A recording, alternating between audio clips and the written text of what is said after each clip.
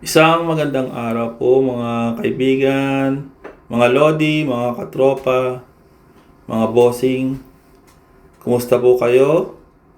Welcome po sa aking channel, si Don 33. By the way, ako lang po mag-isa ngayon sa bahay namin.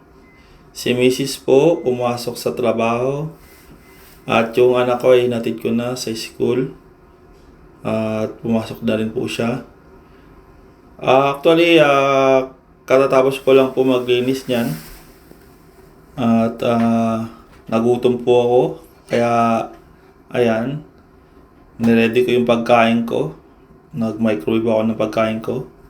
Tapos, yan, naka-ready na yung pagkain ko. Kumuha lang ako ng tubig sa water dispenser. Ayan. So, ayan. Pinapakita ko sa inyo na yung ulam ko ay paksiw na tilapia. Yan lang po. Bali, ano na yan, hindi, alanganing almusal, alanganing tanghalian kasi 10 o'clock pa lang po ng umaga. So yan, subo-subo. Dahil gutom na po yung inyong lingkod, ang inyong boy. So, sarap ng paksiw kaya thumbs up po ako dyan. Ayan. Medyo matinik kaya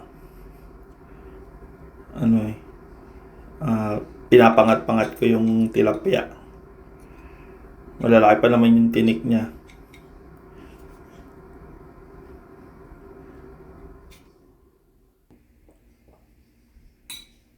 Ayan, naubos na yung kanin ko kaya pinapa ko na lang yung tilapia. May kanin pa naman kami dyan pero hindi na ako kumuha.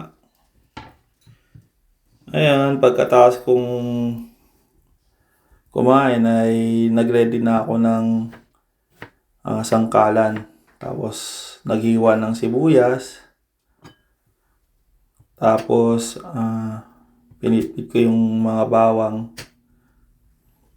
para sa lulutuin kong ulam namin sa hapunan. So yan. Iniwa ko rin yung mga bawang para sa ricado ng ulam namin mamaya. Bali, ang lulutuin ko po ay pork adobo sa hapunan namin. Yan po, dahan-dahan lang po iho, baka mahiwa ka. Ayan, pagkatapos ko maghiwa ng bawang ayan, nilinis ko yung karne ng baboy. Katapos, tinap-tap ko na rin ito. Hiniwa-hiwa ko na pang adobo. Ayan po. Ang gamit ko po dyan yung cleaver knife. Pero dahan-dahan lang po ako naghihiwa dyan kasi mahirap na mahiwa tayo sa kamay. Katapos kong hiwain ay pinukulang ko muna yung karne ng baboy para lumambot. Tapos habang hinintay kong kumulo yung karne, yung pinakulang baboy, pumunta muna ako sa basement namin. Kinuha ko yung labahan namin ng asawa ko. Tapos yan. Bali may nauna na akong nilaban, kaya yan. Yung nilalabas ko dyan yung na-dryer na mga labahan namin. Tapos, sinalang ko naman yung pangalawang nilaban ko. Ayan. Bali yung mga uniform ng asawa ko sa trabaho niya. Ayan, sinalang ko sa dryer. Tapos, yan. Start ko na yung dryer. Pagkatapos, sinalang ko naman yung huli kong labahan. Yung kinuha ko kanina sa kwarto namin. Ayan. Siyempre, hindi kompleto yung paglalaba kung wala kang liquid detergent. Ayan. Nilagyan ko ng detergent. Tapos, in-start ko na. Tapos, iniwan ko rin yung laundry ko kasi umaandar naman yun. Ayan, binalikan ko yung aking pinapakuluan. At ayan, kumukulo na po yung aking pinakulang karne ng baboy.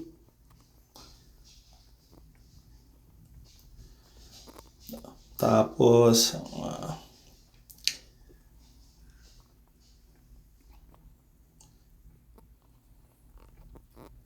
Ayan, kulo lang na kulo.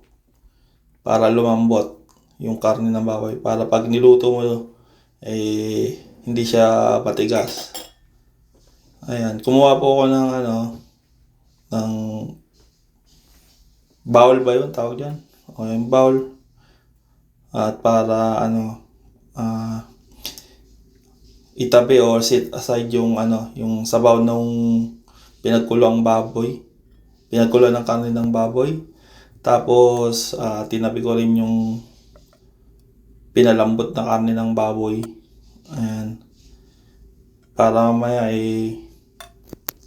isang kutsa ko po siya sa bawang sibuyas. Ayan po yung sabaw ng pinagkuluan ng karne ng baboy.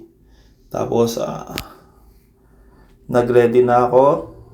Kinuha ko yung paminta,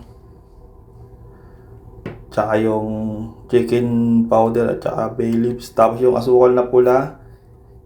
Option lang naman yung asukal na pula. Para kung masyadong maalat, lagyan nyo lang ng konting asukal na pula para tumabang yung alat niya. Yung hindi masyadong maalat. Tapos yan, naglagay na ako ng mantika sa kasirola. Tinitignan ko muna kung mainit yung kasirola bago ko ilagay yung sibuyas. Ayan. Yan yung sibuyas. Minekos ko muna yung sibuyas. Hanggang sa mag golden brown lang siya. Tapos nilagay ko na yung bawang. Ginisa-gisa ko sila. Mekos uli. Mekos muna yan, insan. Ayan. At tapos, nung medyo nag-golden brown na yung bawang, sinunod ko nang nilagay yung karne ng baboy na pinakulang ko kanina.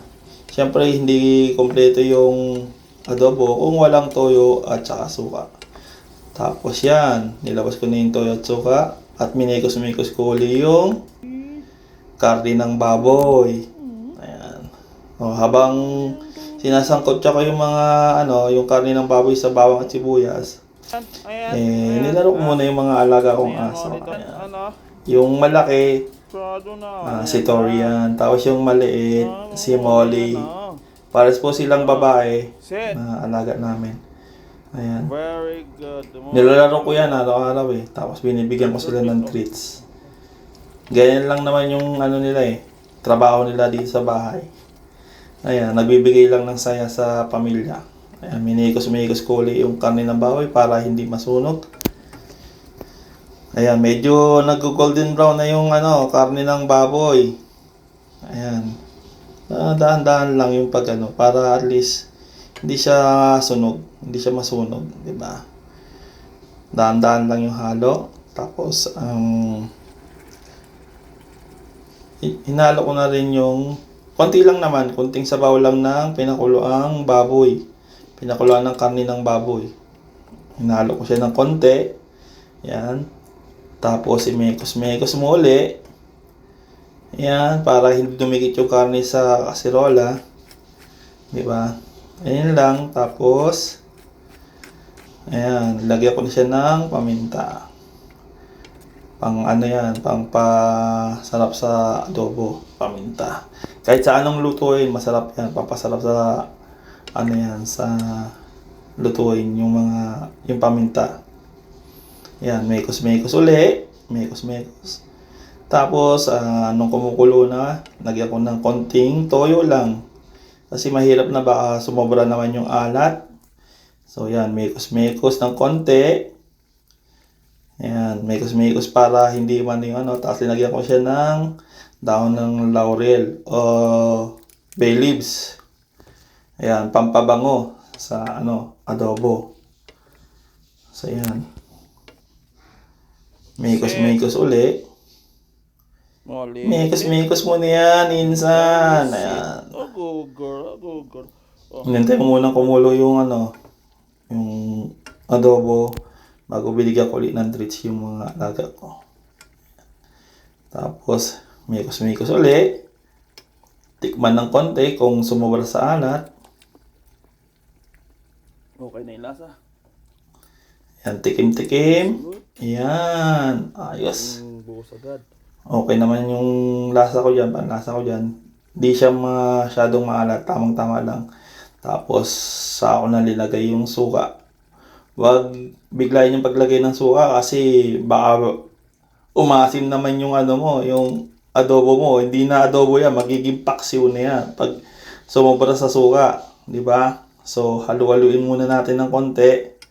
Mikos mo ng konti, tapos tikman mo uli kung tama na yung timpla at sumasabay na yung asim sa alat ng toyo. So pag ayos na, pag hindi ka pa satisfied, dagdag mo lang ng konting suka para hindi siya maano.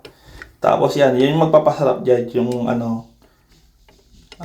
chicken powder. Konti lang naman para hindi kasi maalat yung chicken powder o kaya pwede mo ring haluin ng haluan din ng yung ginisa mix. Ayan. Mekos-mekos mo na, di ba? Ayan lang, tapos na yan, medyo luto na yan eh. Ayan, medyo hinaan ko na yung apoy, yung init ng So, tinabi-tabi ko na yung mga ingredients. Ayan. So, yan lang po. Diyan na po yan matatapos yung video ko. So, salamat po sa panonood nyo. Kung nagustuhan nyo po yung video ko, i-like nyo na po. At mag-subscribe na rin po kayo.